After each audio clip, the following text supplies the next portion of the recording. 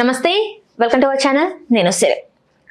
Iran Israel America యుద్ధంతో అక్కడ ఎలాంటి పరిస్థితులు ఎదుర్కొంటున్నారో అందరికీ తెలిసిందే. కాకపోతే ఈ యుద్ధంలో పార్టిసిపేట్ చేయని కొన్ని దేశాలు ఏదైతే ముఖ్యంగా మనం చూసుకున్నట్టయితే భారతదేశం గ్యాస్ కొరతతోనైతే చాలా వరకు ఇబ్బంది పడుతుంది.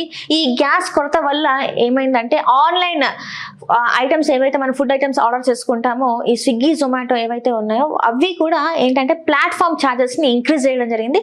ఇది ఇప్పటికి చూసుకున్నట్టయితే వాళ్ళు 2.5 పైసలు పైగా వాళ్ళు అంటే ప్లాట్ఫామ్ ప్రైజెస్ పెంచారు. మరి దీనికి సంబంధించి మరిన్ని విషయాలు మనకు తెలియజేయడానికి మనతో పాటు ఉన్నారు ప్రముఖ సీనియర్ క్రిటిక్ దాసరి విజ్ఞాన్ గారు. నమస్కారం సార్. సార్, మనం చాలా మంచిగా ఇంట్లోనే కూర్చొని హ్యాపీగా ఫ్యామిలీతో భోజనం చేయాలంటే మనకు ఆర్డర్ పెట్టుకుంటే ఫుడ్ వచ్చేస్తుంది.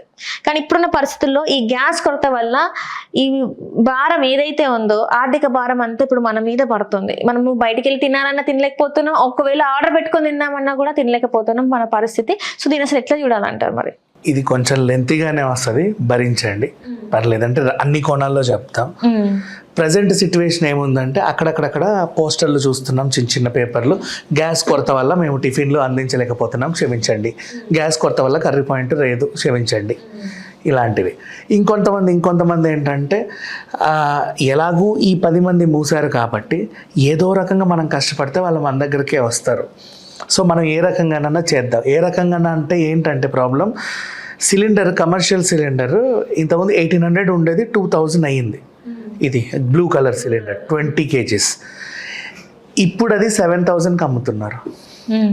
7000కి చాలా సింపుల్గా తెలిసిన వాళ్ళకి ఇస్తే, లేదు అంటే 10కి వెళ్ళిపోయింది డిమాండ్ అని బట్టి. ఇప్పుడు నేను నిన్నటి సిచ్యువేషన్ చెప్తున్నా, మన వీడియో ఎప్పుడు పోస్ట్ అవుతుందో నాకు తెలియదు. నేను మాట్లాడేటప్పుడు నిన్న సాయంత్రం సిచ్యువేషన్ వెళ్ళి ఇక్కడే ఎస్ఆర్ నగర్లో అలా అడిగితే ఏంటమ్మా ఎలా ఉంది పరిస్థితి అంటే 700కి 7,000కి సిలిండర్ ఇస్తున్నారండి, తెచ్చుకొని అన్నిటి మీద రేట్లు ఒక 15 రూపాయలు పెంచి అమ్ముకుంటున్నాము అన్నారు. మరి ఎందుకు వర్కౌట్ అవుతుంది, అవసరమా అంటే వాళ్ళు చెప్పిన ఆన్సర్, వీరంతా మూసుకున్నారంటే అందరూ మా దగ్గరికే వస్తున్నారని చెప్పింది. సరే, యూటిలైజ్ చేసుకో, యో విష్. నెక్స్ట్ ఇప్పుడు ఈరోజు మధ్యాహ్నం కుమారి ఆంటీ సెటప్ లాంటి ఒక ఆవిడ మాదాపూర్ దగ్గర, నేను ఆవిడని అడిగా గ్యాస్ ఒకరు, ఆవిడ కూడా సేమ్ చెప్పింది 7000కి ఇస్తున్నారండి అని. ఓకే, మీకు ఎట్లా అంటే మాకు తెలిసిన వాళ్ళకి ఎప్పుడు తెచ్చుకుంటారు, 2 రోజులకు 3 రోజులకు ఒకసారి వెళ్తూ ఉంటారు కదా వీళ్ళు రోడ్డు మీద పెట్టేవాళ్ళు, కాబట్టి వాళ్ళకి 7000. నువ్వు కొత్త మొహం వేసుకొని మాస్క్ వేసుకోనో లేదా సర్జరీ చేసుకొని వస్తే నీకు 10,000 ఇవ్వట్లా ఫస్ట్ ఆఫ్ ఆల్. ఇది సిచ్యువేషన్. అయితే నేను వాళ్ళకి చెప్పిన సలహా ఏంటంటే, ఆ 10 వాళ్ళు మూసుకున్నారంటే నువ్వు బిజినెస్ తెరుచుకోవని కాదు, నువ్వు కూడా బిజినెస్ కాసేపు మూసుకున్నావు అనుకో, నీకు అవసరపడుతుంది. వై? బికాజ్ ఇప్పుడు ఈ సిలిండర్ నీకు ఆసరా. నువ్వు ఇది అమ్ముకొని ఏం చేస్తావు, రేపటి 2 రోజుల నీ తిండికి ఈరోజు బిజినెస్ చేస్తున్నావు. నువ్వు ఈ 2 రోజులు బిజినెస్ ఆపేస్తే నెలంతా నీకు తిండి ఉంటుందా గ్యాస్ వల్ల? నువ్వు అమ్ముకుంటుంది అయిపోతుంది 2 డేస్కి. మళ్ళీ అసలే దొరకలేదు అనుకో, నీకు ఇంట్లో తిండి ఉండదు, నీ వ్యాపారం ఉండదు. దాచుకో అని చెప్తే, తెలుసండి ఒక సిలిండర్ దాచుకున్నామని చెప్పారు. మంచోళ్ళే పాప, వాళ్ళకి తెలివి ఉంది. సో ఆ రకంగా సెట్ అయింది. And now what happen, cylinder రేట్ల వల్ల ఫుడ్ రేట్స్ పెంచారు.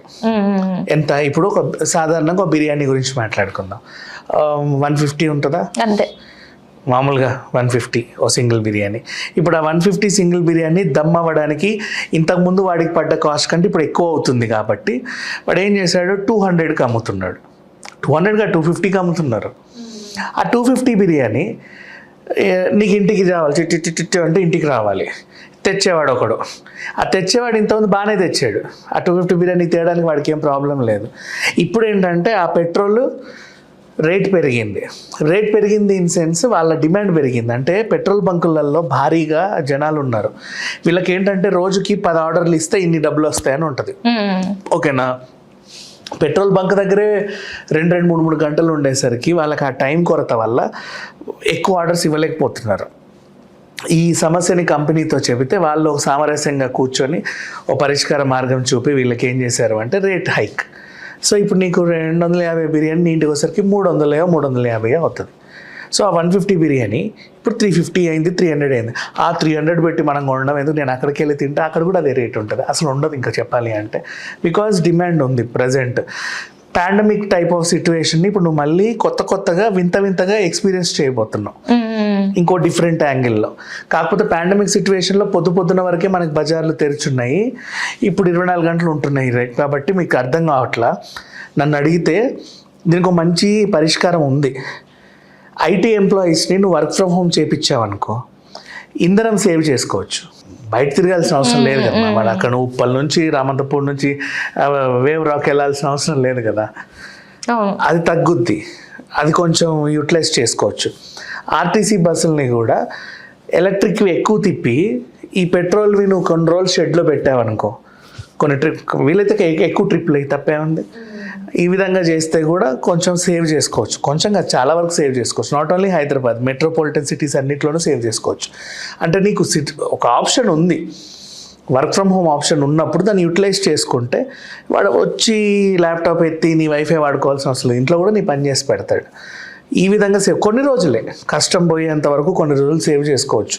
అంటే అవసరం అయితేనే బయటికి వెళ్ళాయి, అవసరం లేకపోతే ఇంట్లో ఉంటే అంతవరకు కూడా సేవ్ చేసుకోవచ్చు. అంటే కొంతమంది అదే పనిగా తిరుగుతూ ఉంటారు, లేకపోతే వాళ్ళకి తీరిక ఉండదు అంటే ఆ తిరగడమే వాళ్ళ డ్యూటీ, ఇంకేం ఉండదు. అలాంటి వాళ్ళని కూడా మనం ఏం చేయలేము యాక్చువల్గా చెప్పాలంటే. పాపం అంటే సడన్గా నువ్వు ఇంటి పట్టున కూర్చోబెట్టినా వాళ్ళ మైండ్ పాడైపోతుంది. ఇది సిచ్యువేషన్. సైకలాజికల్గా, మెంటల్గా, ఫిజికల్గా అందరూ ఇబ్బందులు పడుతున్నారు. ఒకరిద్దరు నేను చెప్పదలుచుకోవాలా. ఇప్పుడు స్విగ్గీ జొమాటో వాళ్ళది ఏంటంటే ఇది ఒక రకమైన సంక్షోభం. ఇది ఇప్పుడు వాడు పెట్రోల్ కొట్టుకొని నీకు డెలివరీ ఇచ్చే పరిస్థితి లేదు కాబట్టి ఏం జరుగుద్ది, ఆ ఇండస్ట్రీకి కొత్తగా ఆల్రెడీ ఈ ఎలక్ట్రానిక్ వెహికల్స్ తిరుగుతున్నాయి ఆ పిల్లలకి ఇచ్చేవి, ఇంకో కొత్త కంపెనీ టైఅప్ పెట్టుకొని మేము కూడా ఎలక్ట్రానిక్ వెహికల్స్ ఇస్తామంటారు. అప్పుడు ఎలక్ట్రానిక్స్ వెహికల్ ఎక్కువ పెరిగిపోయేసరికి ఈ పెట్రోల్ తగ్గించి అందరూ అవి వాడతారు, పర్లేదు గిట్టుబాటు అవుతుంది అని చెప్పేసి. కొన్నాళ్ళకి ఏమవుతుందంటే నీకు తెలుసా, ఒకసారి హైదరాబాద్లో ఇదే బైకులు పెట్టారు, మనం వచ్చి రీఛార్జ్ చేసుకొని ఎక్కి ఎక్కడ పడితే అక్కడ వదిలేసేయచ్చు. మళ్ళీ ఇంకొకటి వచ్చి దాన్ని ఏదో చేసి ఎక్కడ పడితే అక్కడ వదిలేశారు. అవన్నీ పాడైపోయి సర్వనాశనం అయిపోతే పడేశారు వాటిని. ఒక 6 నెలలకి అటకెక్కింది ఆ కాన్సెప్ట్. అంటే మనం కూడా అంత విధ్వంసం చేస్తున్నాం, అది వేరే విషయం. ఇప్పుడు బస్సు ఎక్కితే డీసెంట్గా ఎవడు కూర్చున్న సీట్ల మీద బొమ్మలు వేస్తూ ఇట్లా అట్లాంటి వాళ్ళు ఉన్నారు కాబట్టి ఇవి అవుతున్నాయి.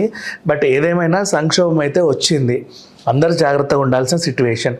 ఇంటికి 2 సిలిండర్లు ఉన్న వాళ్ళైతే దే ఆర్ హ్యాపీ. ఒక్కొక్క సిలిండర్ ఉన్న వాళ్ళు అది ఎప్పుడైపోద్దో తెలియదు. యూట్యూబ్లలో వీడియోలు చూపిస్తున్నారు, సిలిండర్లో గ్యాస్ ఎంత ఉందో తెలుసుకోండి ఇలా అని. మీరు తెలుసుకోండి. ఆ రోజుకు 3 పూటలు 4 పూటలు తినే వాళ్ళు ఒక కర్రీ వండుకోండి. వీలైనంత వరకు రోటి పచ్చళ్ళకి అలవాటు పడితే హెల్త్కి మంచిది. అన్ని మధ్య ఇంత గ్యాస్ కొంచెం సగం వేపి నూరుకోవడమే కదా మ్యాక్సిమం. కొన్ని రోజులు మన జీవన విధానం ఇలా అలవాటు చేసుకుంటే, అంటే మరీ కడుపు అయితే మార్చుకోవట్లా, ఉపవాసాలు ఏం చెయ్యట్లా, మన మంచి కోసమే. బయట ఏదో జరుగుతుంది, సడన్గా ఇబ్బంది పడి తిండి లేక చచ్చే కంటే ఇప్పటి నుంచే సేవ్ చేసుకుంటూ మెల్లిగా వెళ్తా ఉంటే ఏదో రకంగా నువ్వు నెట్టుకు వస్తావు. మార్నింగ్ బ్రేక్ఫాస్ట్కి నువ్వు ఏదో వండకుండా దోశలు వేసుకోకుండా ఆ గ్యాస్ని సేవ్ చేసుకునే బదులు పాలు బ్రెడ్ తినండి హ్యాపీగా. పాలు కాచుకోవడానికి ఎంతసేపు పాలు బ్రెడ్ తినండి, మంచిదే, ఆరోగ్యానికి కూడా మంచిది. ఇంకా అంతమించి ఇంకేం చెప్పలేము. ఒక పూట భోజనం చేయండి, ఇంకో పూట ఇంకేదో చిన్నగా ఫ్రూట్స్తో కానీ ఇచ్చేయండి.